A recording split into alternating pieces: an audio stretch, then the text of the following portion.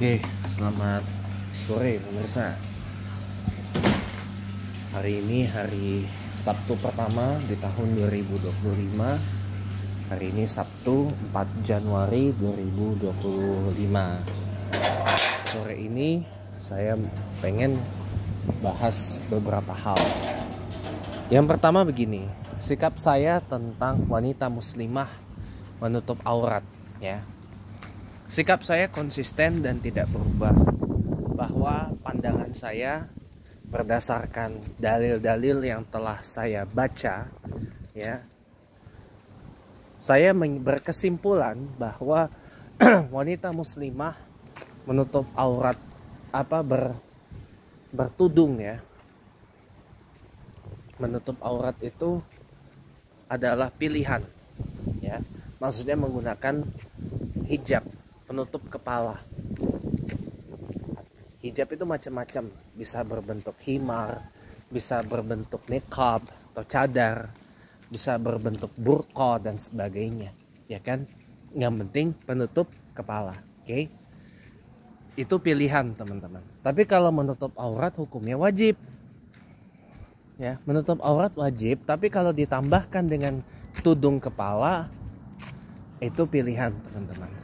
Mau berhijab kah tidak, itu pilihan, ya. Itu pendapat saya yang saya pertahankan dari dulu sampai sekarang, meskipun memang nggak populer. Jadi wanita muslimah berkewajiban berhijab atau tidak, saya ambil jalan tengah, pilihan.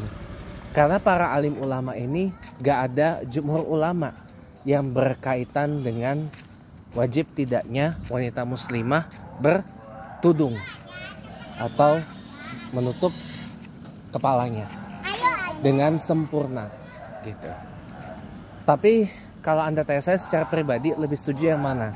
Para alim ulama yang mewajibkan atau alim ulama yang tidak mewajibkan?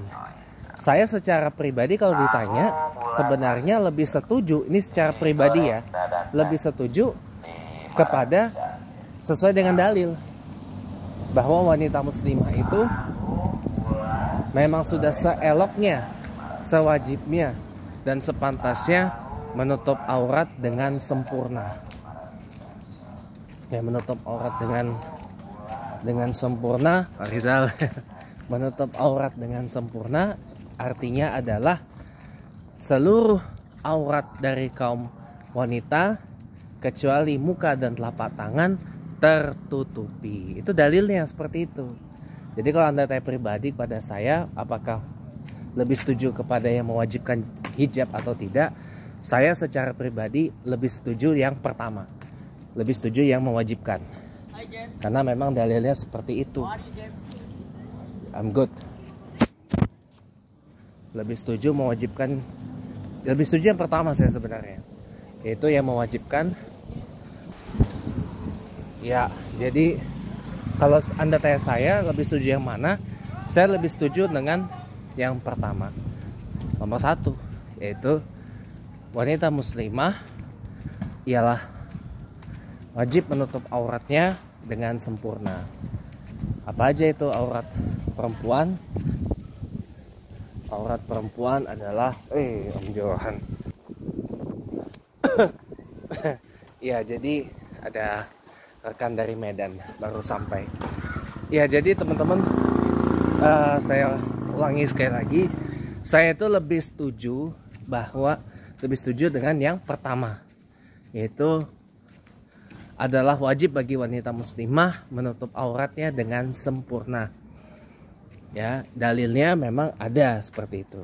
Dalilnya memang ada, yaitu aurat wanita itu adalah seluruh badan kecuali telapak tangan dan muka. Itu wajib tertutup dengan sempurna. Tapi dengan tertutup dengan sempurna pun juga jangan juga ditafsirkan pakaiannya bebas. Oh enggak. Saya secara pribadi enggak pernah setuju dengan apa yang kemudian menjadi fenomena jilbabs. Saya enggak setuju. Justru ketika ada alim ulama yang mewajibkan wanita muslimah itu menutup auratnya dengan sempurna, justru pakaiannya nggak boleh ketat, nggak boleh, justru harus lebih longgar dari ukuran badannya. Nggak boleh seukuran, tapi harus sedikit lebih longgar supaya tidak menunjukkan lekuk tubuh kita, lekuk tubuh wanita muslimah kepada yang bukan mahramnya. Itu yang benar. Itu yang benar kalau secara pribadi. Jadi saya sebenarnya lebih setuju dengan alim ulama yang mewajibkan wanita muslimah untuk menutup auratnya dengan sempurna. Ya maksudnya paling ringkasnya adalah ya berhijab, berjilbab gitu loh. Baik itu di dalam maupun di luar rumah.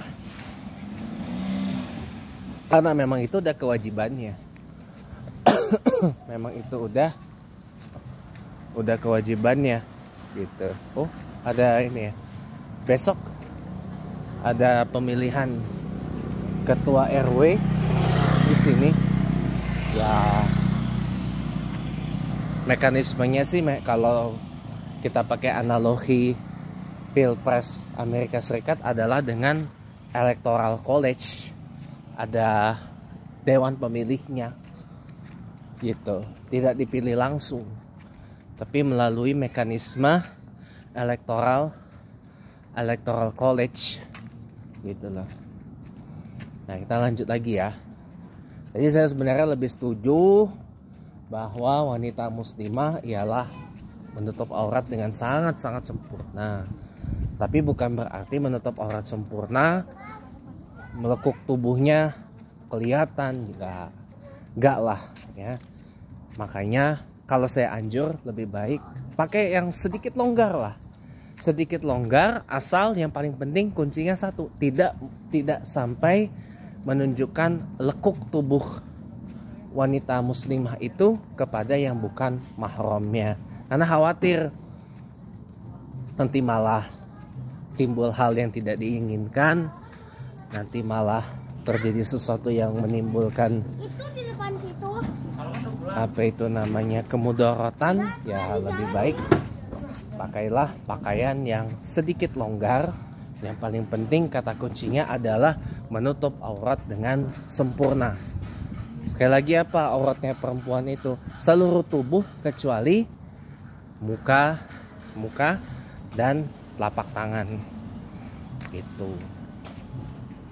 Itu kalau saya, pandangan pribadi saya seperti itu. Tapi kalau secara sosial ya itu saya pilih, itu pilihan. Mau mengikut yang mewajibkan ya silahkan, mau mengikut yang tidak mewajibkan ya silahkan juga gitu loh. Makanya di antara dua pendapat ini, karena tidak ada jumhur ulamanya, memang secara umum saya lebih memilih untuk mentafsir jalan tengahnya saja, yaitu itu pilihan wanita muslimah untuk berjilbab atau berhijab atau tidak. Cuman kalau Anda tanya saya secara pribadi lebih setuju ya mewajibkan, karena memang dalilnya mengatakan seperti itu. Yang tidak mewajibkan pun juga dalilnya ada dan sama-sama kuat gitu. Cuma saya lebih setuju yang mewajibkan wanita muslimah itu menutup auratnya dengan sempurna, tidak mempertontonkan bentuk dan lekuk tubuhnya kepada yang bukan mahramnya, apalagi tidak mempertontonkan auratnya kepada yang bukan mahramnya. Itu saya lebih secara pribadi lebih setuju dengan yang seperti itu. Secara pribadi loh ya, bukan secara umum. Secara pribadi saya lebih setuju yang seperti itu. Tapi kalau secara umum ya it's a choice, itu pilihan ya. Karena saya berpendapat ayat la ikraha fid din itu terpakai. Tidak boleh ada saling paksa memaksa ke dalam orang menjalankan ajaran agama, bil khusus ajaran agama Islam. Itu nggak boleh. Makanya saya lebih memilih kalau secara umum ya itu biarin aja gitu. Tapi kalau saya secara pribadi ya lebih setuju kepada yang mewajibkan gitu. Masa iya saya ngepost di threads tentang pandangan seperti itu aja langsung di label ini dan itu apa segala macam. Jangan, malah mohon maaf, yang seperti itu malah menunjukkan citra buruk kita sebagai umat Islam. Disangkanya kita umat yang terlalu memaksa, umat yang terlalu eksklusif. Nanti malah di framing ini dan itu, dan MG Cyberster guys, MG Cyberster dengan fake sound. Oke, kita dengar dulu sebentar ya.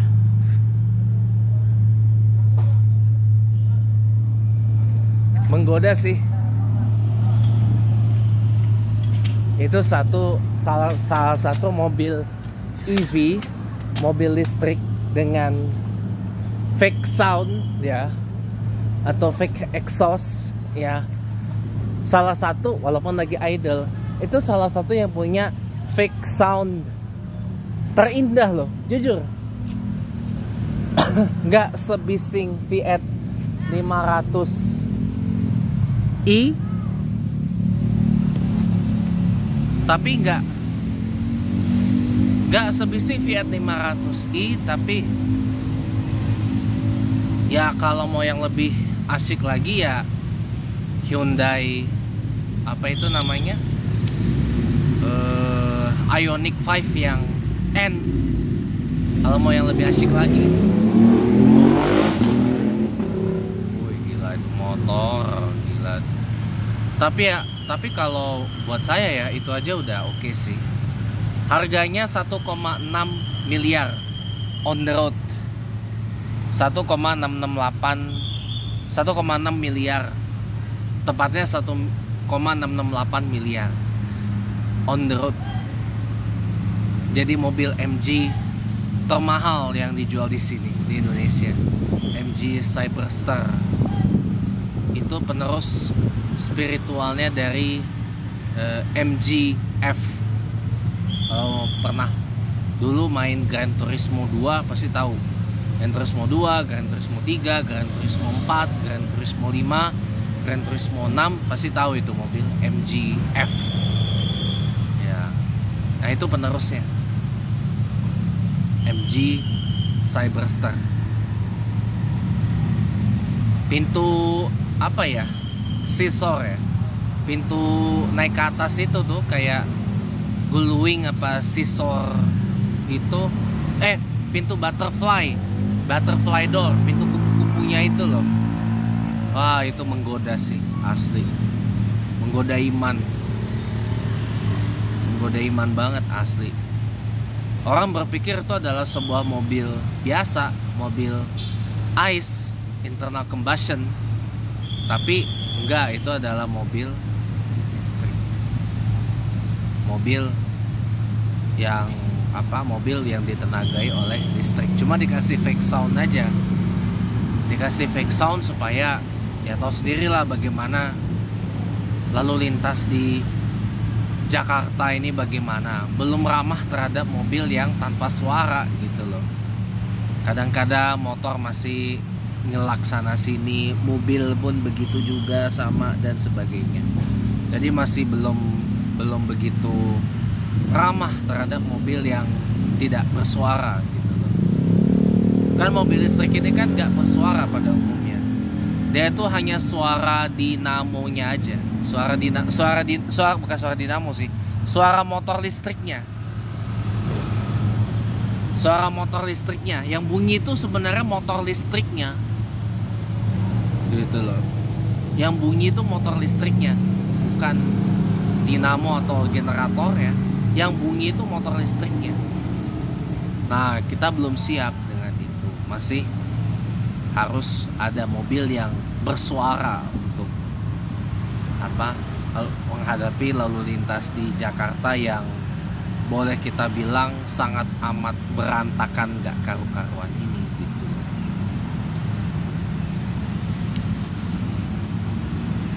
Nah, kembali lagi ke yang tadi ya.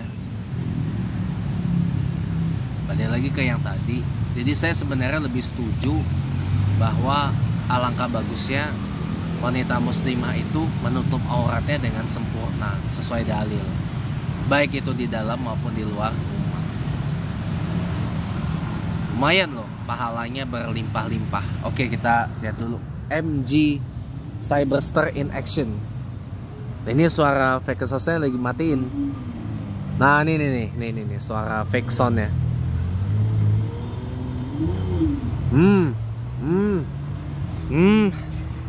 Itu suara fake sound yang gimana ya? Dibilang merdu, ya masih lebih merdu Ioniq. Dibilang merdu, masih lebih merdu fake soundnya Ioniq 5N. Tapi nggak seberisik Fiat 500e yang Abarth.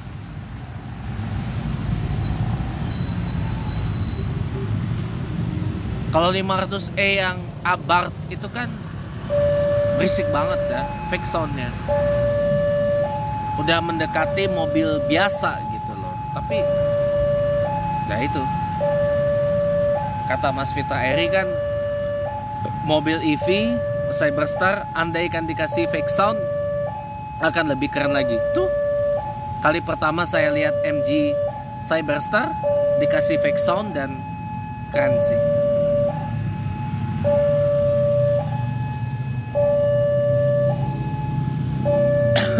Keren sih. Dan kelihatannya itu fake sound dari mesin 4 silinder ya, bukan 6 atau V8. Kayaknya dari mesin 4 silinder itu fake soundnya. Cakep sih, cakep. Kalau buat lari pagi atau morning run, nah itu bisa lah. Karena dia kan tenaganya juga tergolong besar untuk sebuah mobil sport roadster seperti itu. Kalau di internal combustion itu lawannya Miata, Mazda MX-5.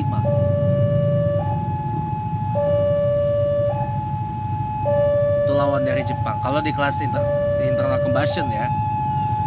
Kalau dari internal combustion. Cuman itu kan mobil listrik. Kalau di kelas EV ya nggak ada lawan.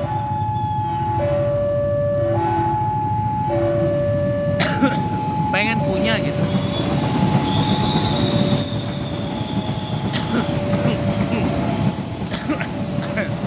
Cuma pertanyaan saya satu, kalau ini anginnya, karena angin jadi nggak stabil. Oke, cuma saya mau tanya satu, kalau mobil itu kita jalanin dalam keadaan atap terbuka nih, emangnya bener kita wajib pakai helm ya untuk mobil roadster atau convertible seperti itu?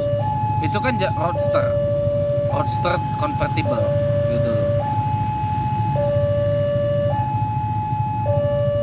Itu emang bener harus pakai helm?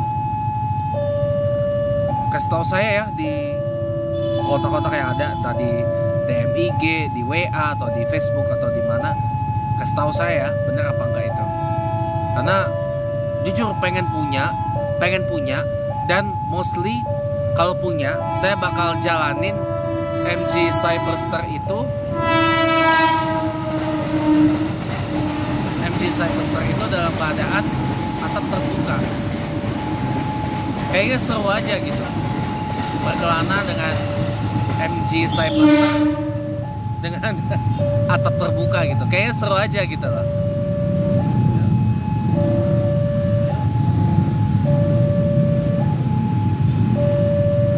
Kayaknya seru aja gitu. Kayaknya seru gitu. Seru aja. Kayak nilainya seru aja gitu.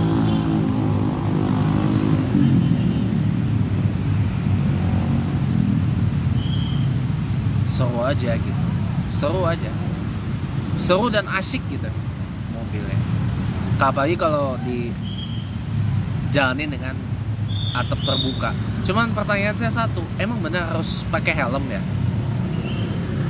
Itu mobil loh, bukan motor. Kalau motor kan pakai helm ya. Itu mobil loh, dan itu pun juga mobil bukan untuk kita bawa dalam balap gitu. Kalau mobilnya kita bawa dalam keadaan balap ya jelas harus pakai helm gitu loh, jelas harus pakai helm, jelas harus pakai segala macam atributnya gitu loh kalau kita bawa balap gitu. Cuman kalau itu apa iya gitu, kalau di jalan ini jalan terbuka, jalan biasa nih, jalan biasa, apa iya benar harus pakai helm gitu? Nggak tahu saya ya, coba tolong respon ya. Seru kayak harganya sih nggak mahal, 1,6 miliar sih nggak mahal teman-teman. Itu boleh saya bilang mobil sport EV dengan harga yang lumayan affordable ya, karena rivalnya bahkan yang internal combustion aja itu harganya lebih mahal dari MG Cyberster, lebih mahal. Yang paling murah paling cuma Miata di bawah 1 M harganya, tapi kan itu mobil sudah usianya sudah terlalu tua gitu loh modelnya. Nggak tahu kenapa saya ini melihat Mazda itu kok kayak nggak bersemangat ganti model, beberapa mobil-mobilnya udah outdated. Yang baru ganti model tuh kayak Mazda 3, kemudian yang SUV-nya ada pembaruan. Mazda CX-5 akan dilanjutin di generasi berikutnya, walaupun Mazda sudah punya platform SUV yang berbasis rear wheel drive kayak Mazda CX-60, CX-70, CX-80, CX-90 yang paling besar dan yang paling saya harapkan masuk ke Indonesia itu bukan CX-80. Gak tahu kenapa. Ini Fortuner GR Sport yang Tetra Drive. Iya bener, pakai peleknya berbeda ya dari yang. Nah ajaibnya gitu teman-teman. Ajaibnya gini. Fortuner yang barusan, yang mana tadi? Udah di sana ya mobilnya. Udah di sana mobil apa? Udah ke sana nggak tahu. Fortuner yang tadi, yang GR Sport facelift yang pakai muka Legender itu, dia peleknya beda sendiri. Sementara yang tipe VRZ yang di bawahnya itu malah pakai pelek yang Legender. Tapi yang beda ukurannya. Kalau di Thailand, Fortuner Legender maupun GR Sport bermuka Legender seperti tadi, dia 20 inci peleknya. Kalau di sini jadi 18. Gak tahu kenapa, bingung saya. Kenapa nggak disamain aja gitu loh dengan spesifikasi yang ada di Thailand gitu. Kenapa harus beda gitu? Pakai ban yang sama dengan pelek yang sama dengan spesifikasi yang di sini, di Thailand maksudnya. Ini kok malah beda sendiri gitu. Saya kalau beli nanti bakal saya ganti dengan pelek Fortuner yang Legender dari Thailand yang ukurannya 20 inci. Dipakai di tipe VRZ malah. Kan sayang gitu. Dan yang 4x4 tadi itu sudah dapat hadiah TSS, Toyota Safety Sense dan Sequential Signal, Turning Signal. Mampusen lari-lari. Harganya kalau yang tadi kan dia two tone ya.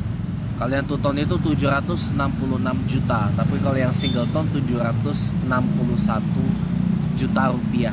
Kalau yang tadi yang GR Sport 4x4 sudah lengkap dengan TSS, Toyota Safety Sense. Nah dia pas main di kelas yang penghuninya ada Pajero Sport, rivalnya dengan harga yang tadi saya sebut 766 sampai 767 juta. Untuk yang tipe Dakar 4x4 Multi, di Santera yang VL 2.5 4x4 harganya 764 juta di tengah-tengah.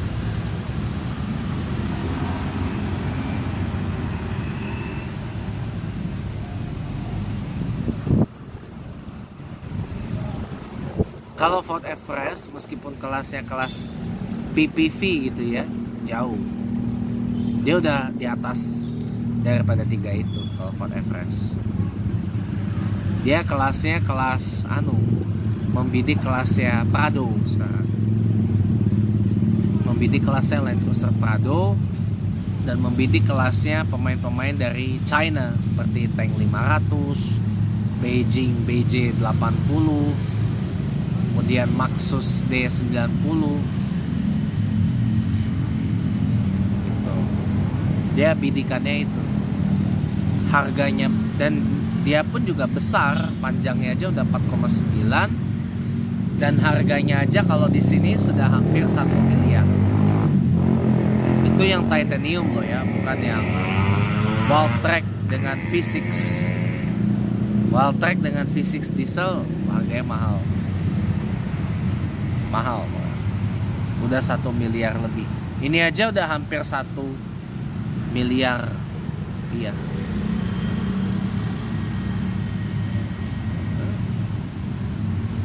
Saya lihat dulu, ada teman saya nggak? Ada teman saya mau azan. Saya bilang dulu ya.